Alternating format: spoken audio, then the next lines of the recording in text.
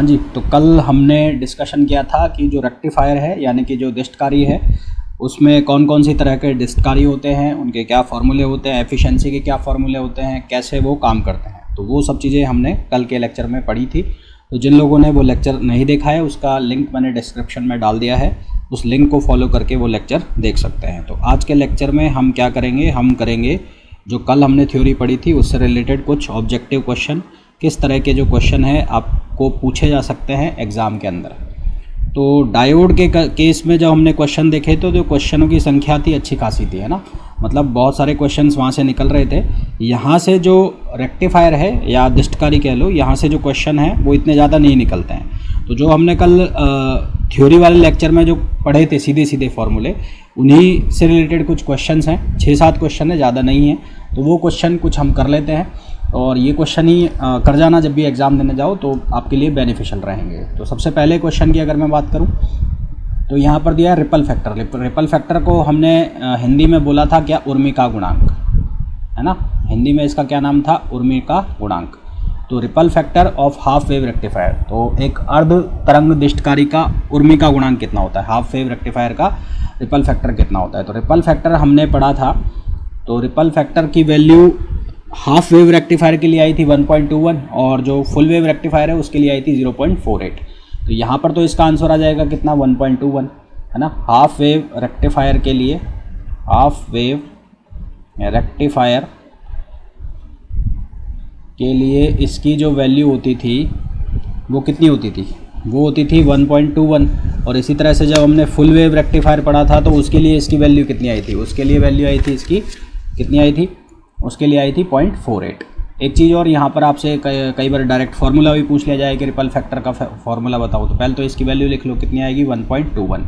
इस तरह से जो फुल वेव रेक्टिफायर है, फुल वेव रेक्टिफायर, तो फुल वेव रेक्टिफायर के लिए इसकी जो वैल्यू है वो कितनी होती है, वो होती है 0.48।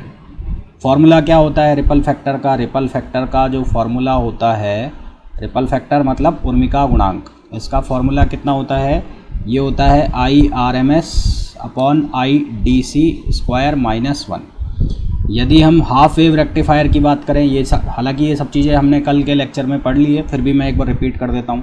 तो हाफ वेव रेक्टिफायर के लिए, हाफ वेव रेक्टिफायर के लिए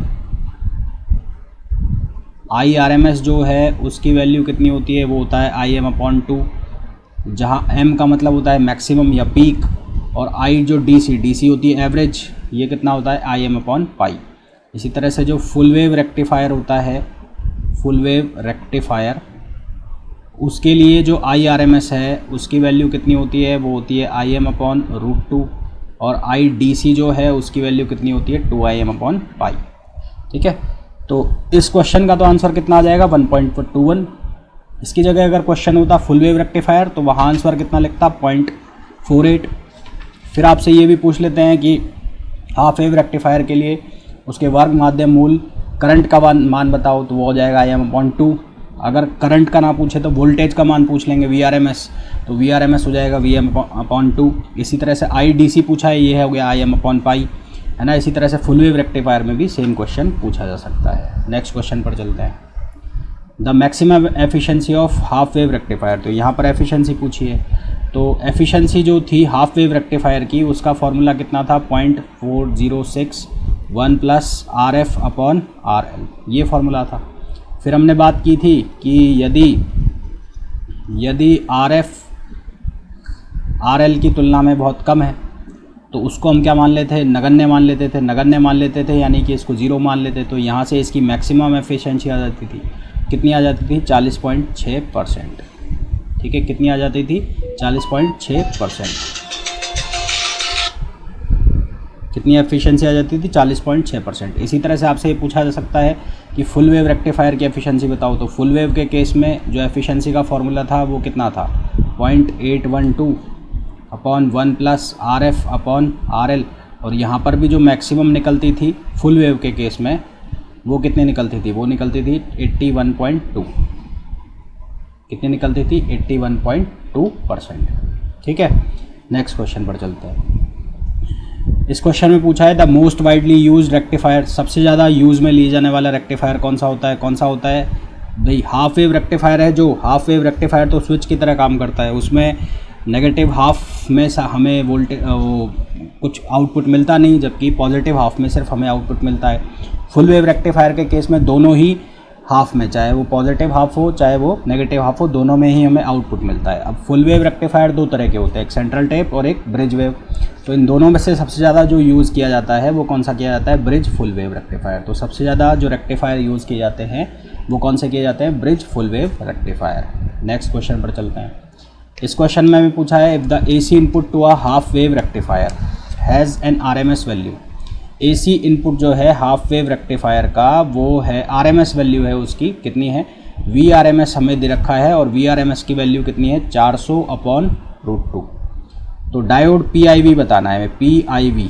PIV का मतलब क्या था? Peak inverse voltage, peak inverse voltage. और कल मैंने आपको ये पढ़ाया था कि पीक इनवर्स वोल्टेज क्या होती है? जब डायोड फंक्शनिंग में नहीं होता है, यानी कि जब डायोड ऑपरेट नहीं कर रहा होता है, तो उस टाइम उसके ऊपर जो मैक्सिमम वोल्टेज होती है उसको हम कहते हैं पीक इनवर्स वोल्टेज। और पीक इनवर्स वोल्टेज जो हाफ वेव रेक्टिफायर के केस में थी वो कितनी थी? वो थी VM। VM का मतलब जो उसकी पीक वोल्टेज होगी वही उसकी क्या होगी? पीक इनवर्स वोल्टेज होगी, है ना। और पीक वोल्टेज का फॉर्मूला क्या होता है? पीक वोल्टेज जो होती है, पीक वोल्टेज बोल लो या इसको मैक्सिमम बोल लो, ये बराबर होती है कितनी? VRMS × √2। तो यहाँ पर VRMS की वैल्यू दे रखी है, कितनी दे रखी है? 400/√2। तो ये √2 से √2 क्या हो जाएगा? कैंसिल हो जाएगा। तो V पीक इक्वल्स टू कितना हो जाएगा? ये हो जाएगा 400।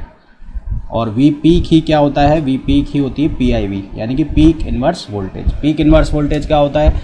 वह वोल्टेज जब डायोड फंक्शनिंग में नहीं होता, डायोड काम नहीं कर रहा होता है, उस टाइम उसके ऊपर जो वोल्टेज होती है उसको हम कहते हैं पीक वोल्टेज। और यहाँ पर जो आंसर आ जाएगा वो कौन सा आ जाएगा? आंसर आ जाएगा B। ठीक है, तो कौन सा आंसर आ जाएगा इसके लिए? B आंसर आ जाएगा। इस क्वेश्चन में बोला है, in a half wave rectifier circuit operating from 50 hertz mains frequency the fundamental frequency in the ripple. तो हाफ वेव रेक्टिफायर के लिए हमने पढ़ा था, हाफ वेव रेक्टिफायर के लिए हमने ये पढ़ा था कि जो इसकी फ्रिक्वेंसी है इनपुट की और आउटपुट की, दोनों क्या होती है? सेम होती है हाफ वेव रेक्टिफायर के केस में। तो यहाँ पर इनपुट की जो फ्रिक्वेंसी है वो कितनी है? 50 हर्ट्ज है, तो आउटपुट की फ्रिक्वेंसी भी कितनी होगी? 50 हर्ट्ज होगी। ठीक है, ध्यान रखना, हाफ वेव पूछा है यहाँ पर।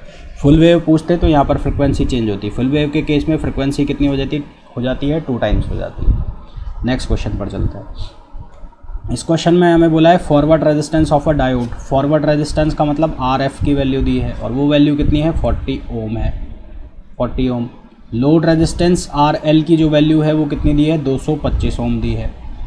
तो हाफ वेव रेक्टिफायर सर्किट में है तो उसकी हमें एफिशिएंसी निकालनी है। तो एफिशिएंसी का फॉर्मूला 0.406 1 + RF/RL। तो यहाँ पर अगर वैल्यू डाल दें तो 0.406 1 + 40/225, और इसको सिंप्लीफाई करेंगे तो 0.406 × 225/225 + 40। तो इसको जब सिंप्लीफाई करेंगे और × 100 करेंगे तो हमारे पास परसेंटेज में आंसर आएगा 34.4%। तो ये किसकी एफिशिएंसी हो जाएगी? इस हाफ वेव रेक्टिफायर की एफिशिएंसी हो जाएगी, यानी कि ऑप्शन ए जो है इसके लिए करेक्ट आंसर होगा। नेक्स्ट क्वेश्चन पर चलते हैं। इस क्वेश्चन में हमें बोला है following are the data for half wave rectifier. Half wave rectifier के लिए उसकी मैक्सिमम वोल्टेज दे रखी है कितनी? 40 वोल्ट। फॉरवर्ड रेजिस्टेंस की वैल्यू दी है कितनी? 8 ओम। लोड रेजिस्टेंस की वैल्यू दी है कितनी? 800 ओम। हमें पूछा है average value of output current, यानी कि IDC की वैल्यू पूछी है। तो IDC जो है वो किसके बराबर होता है? हाफ वेव रेक्टिफायर के केस में Im/π। तो यहाँ पर सबसे पहले हमें क्या निकालना पड़ेगा? IM। तो IM हम कैसे निकालेंगे? IM बराबर होगा किसके? वो बराबर होगा EM, यानी कि maximum voltage upon total resistance. तो टोटल रेजिस्टेंस किसके बराबर होगा? RF + RL। तो ये वैल्यू कितनी? 40, और ये 8, और ये 800। तो ये हो जाएगा 40/808। ठीक है, 40 कितना हो जाएगा? 808। ये वैल्यू हो जाएगी यहाँ से।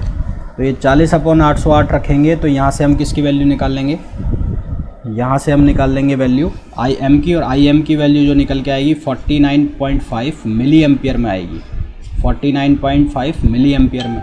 और IDC की अब हमें वैल्यू चाहिए, तो IDC किसके बराबर होगा, 49.5 मिली एम्पियर को हम डिवाइड कर रहे हैं 3.14 से।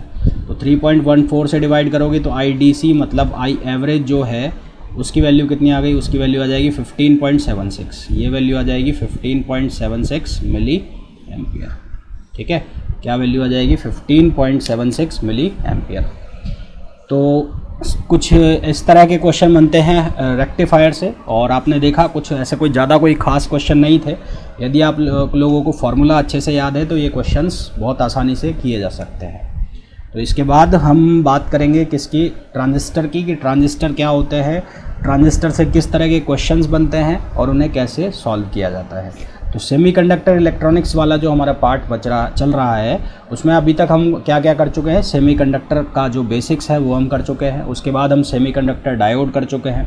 उसके बाद हम कर चुके हैं रेक्टिफायर, है ना। और उसके बाद जो बचा हुआ है पोर्शन, वो क्या बचा हुआ है, एक बचा हुआ है ट्रांजिस्टर और एक बचा हुआ है जीनर डायोड। तो ये दोनों हमें करने बाकी हैं। उसके बाद हमारा सेमीकंडक्टर वाला जो पोर्शन है वो ख़त्म हो जाएगा, और जितना हमने किया है वो आप लोगों के एग्ज़ाम के लिए मोर देन सफिशेंट है। आप इसको पढ़ के जाते हैं तो आराम से एग्ज़ाम के अंदर आपके क्वेश्चन हो जाएंगे। तो मिलते हैं नए लेक्चर में नए टॉपिक के साथ। Till then, thank you.